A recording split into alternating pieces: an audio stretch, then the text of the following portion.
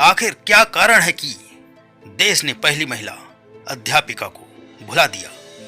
आइए देखते हैं क्यों शिक्षक दिवस पर मां सावित्रीबाई फुले का जिक्र नहीं होता। मेरे मायनों में शिक्षक वह होता है जो आपको जीवन जीने की विद्या सिखाता है।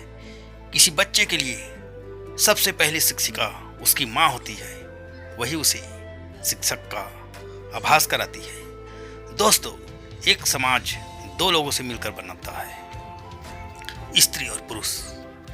एक अच्छे समाज का निर्माण तब होता है जब स्त्री और पुरुषों को समान अधिकार मिले। दोस्तों, हमारे देश में स्त्री समाज सदियों से शिक्षा से वंचित रहा है। जब धार्मिक अंधविश्वास, रूढ़िवाद, अस्पृश्यता, दलितों और खासतौर से सभी वर्गों की महिलाओं पर मानसिक और शारीरिक अत्याचार अपने चरम पर थे।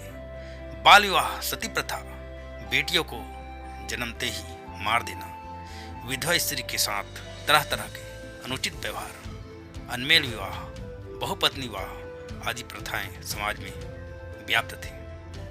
समाज में ब्राह्मणवाद और जातिवाद का बोलबाला था। ऐसे समय में मां सावित्रीबाई फुले और ज्योतिबा फुले का इस अन्यायी समाज और उसके अत्याचारों के खिलाफ खड़े हो जाना एक क्रांतिकारी का आगाज था। मां सावित्रीबाई फुले ने अपने निस्वार्थ प्रेम, सामाजिक प्रतिबद्धता, सरलता तथा अपने अनथक सार्थक प्रयासों से महिलाओं और शोषित समाज को शिक्षा पाने का अधिकार दिलवाया। मां सावित्रीबाई फुले ने धार्मिक अंधविश्वास व रूढ़ियां तोड़कर निर्भयता और बहादुरी से घर घर, गली गली घूमकर संपूर्ण स्त्री व दलित समाज के लिए शिक्षा की क्रांति ज्योति जलाई। धर्म पंडितों ने उन्हें अश्लील गालियां, धर्म डुबोने वाली कहा तथा कई लांछन लगाए, यहाँ तक कि उन पर पत्थर एवं गोबर तक फेंका गया। मां सावित्रीबाई द्वारा लड़कियों के लिए चलाए गए स्कूल बंद कराने के लिए अनेकों प्रयास किए जाते थे।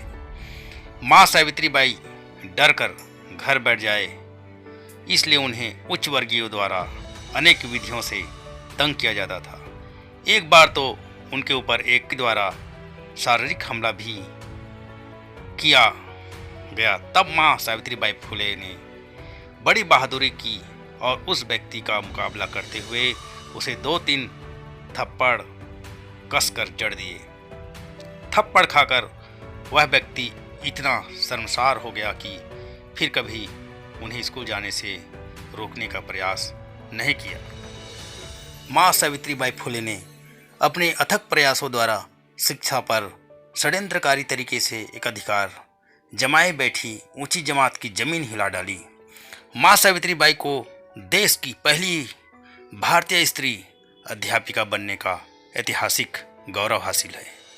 मां सावित्रीबाई फुले ने न केवल शिक्षा के क्षेत्र में अभूतपूर्व काम किया, अपितु भारतीय स्त्री की दशा सुधारने के लिए उन्होंने 1852 में महिला मंडल का गठन कर भारतीय महिला आंदोलन की प्रथम अगुवाई भी की। इस महिला मंडल ने बाल विवाह, विधवा होने के कारण स्त्रियों पर किए जा रहे जुल्मों के खिलाफ स्त्रियों को तथा अन्य समाज को मोर्चा बंद कर सामाजिक बदलाव के लिए संघर्ष किया। दोस्तों, उस समय में हिंदू स्त्री के विधवा होने पर उसका सिर मुंड दिया जाता था। मां सावित्रीबाई फुले ने नाइयों से विधवाओं के बाल न काटने का अनुरोध करते हुए आंदोलन चलाया, जिसमें काफ़ी संख्या में नाइयों ने भाग लिया और विधवा स्त्रियों के बाल न काटने की प्रतिज्ञा ली।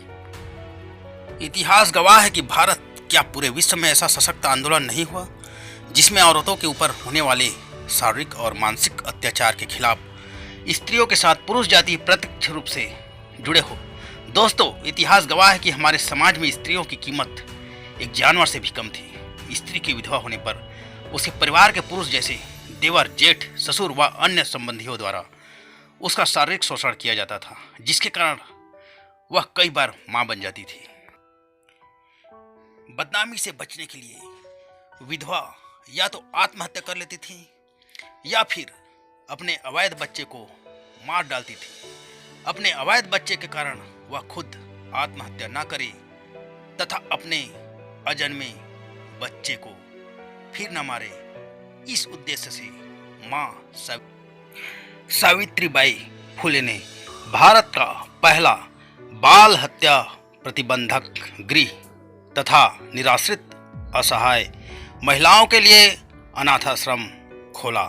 स्वयं सावित्रीबाई फुले ने आत्महत्या करने जाती हुई एक विधवा ब्राह्मण स्त्री काशीबाई, जो कि विधवा होने के बाद भी मां बनने वाली थी, को आत्महत्या करने से रोककर उसकी प्रसूति अपने घर में करवाकर उसके बच्चे यशवंत को अपने दत्तक पुत्र के रूप में गोद लिया।